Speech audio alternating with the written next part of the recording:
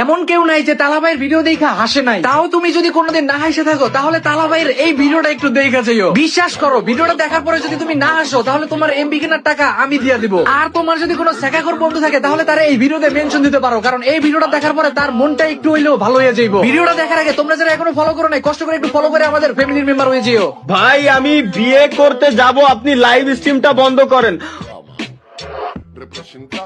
Seriously ভাই?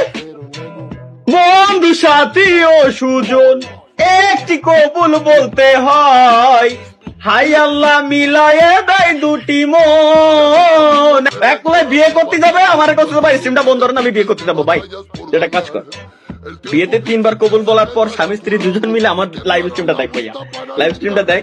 আমি দুজনকে বলে দিচ্ছি, মা তুমি বলো। ও মা তো কওয়া যাবে না, তো বয়স হয়নি।